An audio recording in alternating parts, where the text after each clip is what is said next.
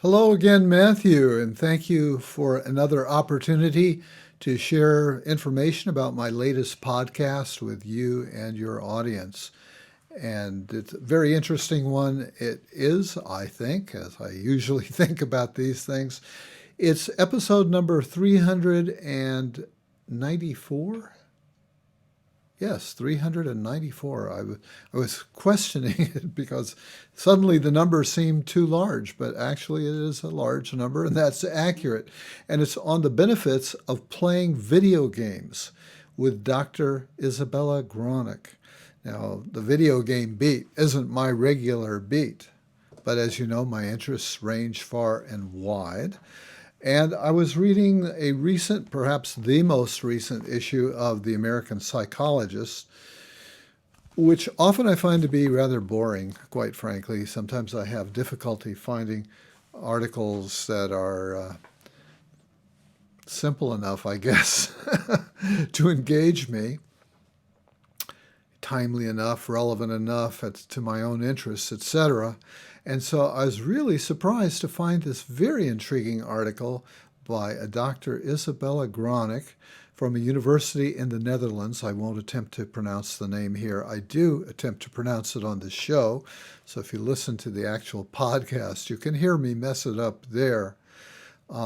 Dr. Granic, a relatively young woman, certainly young relative to me, but she's the chair and a professor, a chair and professor of the Department of Developmental Psychopathology at this university in the Netherlands.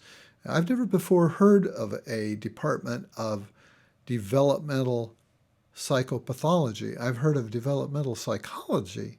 So this was kind of an interesting twist. I gather it's not absolutely unique, and certainly conceptually it makes sense to me. So we had a wonderful conversation, and she described her research program in which they're doing a more nuanced look at video games. We've all heard about the potentially addictive power of video games and all sorts of sort of negative consequences and so on. And all of that's been well covered.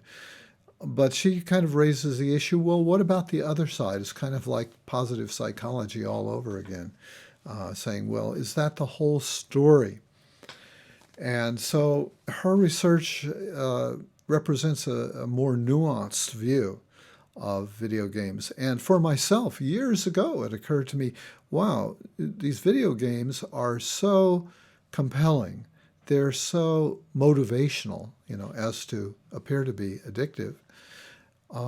There ought to be some way to harness that technology, to harness the power of that, to get people engaged with really positive things in their lives, such things as possible learning, such things as intervention in psychopathology, and so on.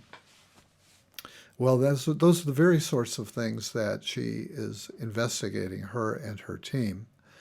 And she's got an institute as well, which she calls the Nice Play Institute.